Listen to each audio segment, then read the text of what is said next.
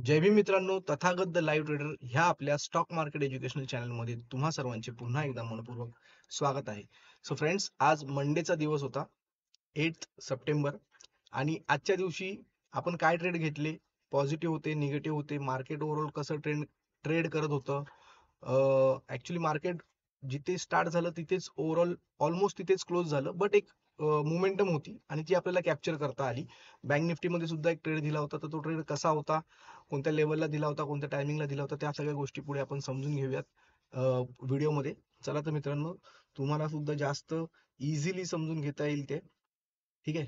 So आजच्या दिवसाची friends closing जर तुम्ही बघाल स्पॉट, तर 24,773 ची क्लोजिंग आहे आणि 0.13%, 32 पॉइंट्स अशी जस्ट एक क्लोजिंग दिलेली आहे आणि 72% अप बँक निफ्टीने क्लोजिंग दिलेली आहे. तिथे सुद्धा 0.13% सेम आहे. ठीक आहे फ्रेंड्स. सो आता आपण जाऊया निफ्टीच्या चार्ट वरती as usual.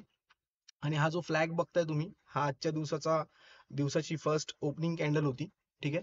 So first opening candle दिल्यानंतर मार्केटमध्ये एक थोडंसं मोमेंटम आल्यानंतर मार्केटने डाऊन मोमेंटम दिलं. त्यानंतर एक अगेन थोडंसं साईडवेज काइंड ऑफ पॅटर्न मध्ये गेलं, थोडीशी मुवमेंट लास्टला दिली आणि तिकडनं मार्केट लास्टला फॉल झालं शेवटच्या 2 ते 3 15 मिनिट्स टाइम फ्रेमच्या कॅन्डलवरती. आणि ह्या ज्या ट्रेंड लाईन्स तुम्ही बघताय फ्रेंड्स, ह्या उद्याच्या दिवसासाठी ट्रेंड लाईन्स आहेत, ज्या मी ऑलरेडी प्लॉट करून ठेवलेल्या आहेत. ठीक आहे. सो हे निफ्टी बँकचं आहे, सॉरी, मी चार्ट इथे निफ्टी बँकचा ओपन केलाय फर्स्ट. ऑलराईट.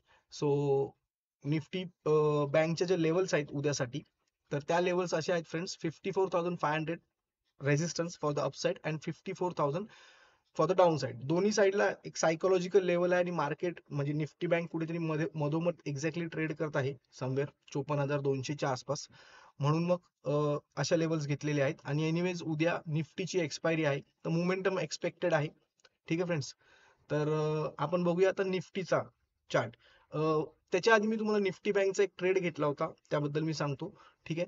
तर निफ्टी बँकचा ट्रेड आपण ऑलमोस्ट 9:30च्या आसपास दिला होता. ही फर्स्ट कॅन्डल झाल्यानंतर जेव्हा ह्या सेकंड कॅन्डलचं फॉर्मेशन होत होतं ऑलमोस्ट 9:30 टू 9:33च्या आसपास समवेअर, 9:30 9:35च्या मध्ये. आणि सांगितलं होतं की 685च्या अबो बाय आहे म्हणून. 735चा फर्स्ट टार्गेट होतं आणि 785चा सेकंड टार्गेट होता, तर दोन्ही टार्गेट अचीव झाले होते. फर्स्ट टार्गेट अचीव झाला होता पहिल्या 5 ते 10 मिनिटातच. आणि इव्हेंच्युअली लास्टला जर बघितलं तर मार्केटने ऑलमोस्ट 850 900च्या आसपास तो प्रीमियम गेला होता लास्टला. ऑब्व्हियसली पण एवढ्या वेळेत आपण होल्ड करत नाहीत, वी आर ट्रेडर्स. तो फर्स्ट टार्गेट अचीव केल्यानंतर आपण त्यातून एक्झिट घेतलं होतं. ठीक आहे फ्रेंड्स. सो ही निफ्टीची कॅन्डल आहे, निफ्टीचा चार्ट आहे, सॉरी, 15 मिनिट्स टाइम फ्रेम वरती. 24,773 अशी आजची क्लोजिंग होती. ही जी फ्लॅग मार्क आहे, ही आजची फर्स्ट कॅन्डल. आणि again almost similar kind of pattern इथे निफ्टीमध्ये पण आपल्याला बघायला मिळत आहे फ्रेंड्स. ठीक आहे. सो उद्याच्या लेवल्स निफ्टीमध्ये प्लॉट करून ठेवलेले आहेत. अपर साईड साठी 24,888. थोडंसं मार्केटमध्ये एक पॉझिटिव्ह मोमेंटम एक्सपेक्ट करतोय आपण, आणि 24,724 फॉर द डाऊन साईड.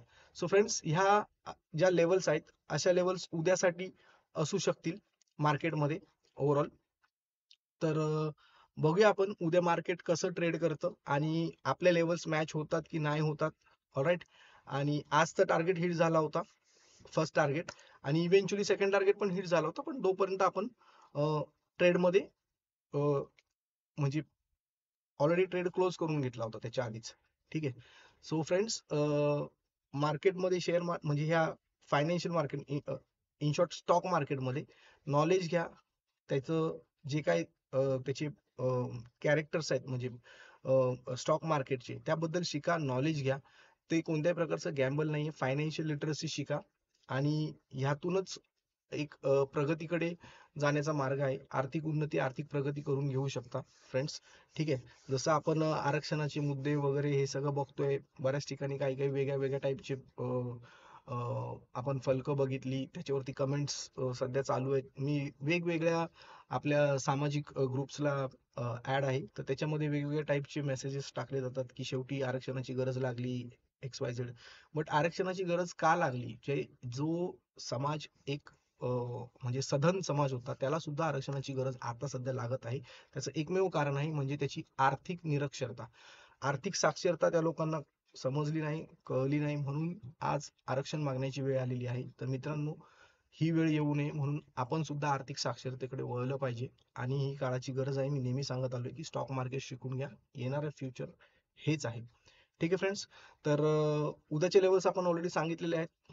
शेवटी काय, आपण ट्रेडर आहोत आणि स्टॉक मार्केटमध्ये आहोत, तर आपण त्याच गोष्टी जास्त फोकस करूया त्या गोष्टींवरती. बाकी तुम्ही स्टॉक मार्केट शिकत राहा. कोणती क्वेरीज असेल, डाऊट असेल तर कमेंट बॉक्समध्ये नक्कीच विचारा. व्हिडिओ आवडत असतील, नॉलेजमध्ये भर पडत असेल, प्रॉफिटमध्ये भर पडत असेल तर कमेंट बॉक्समध्ये नक्कीच जय भीम जय शिवराय लिहा.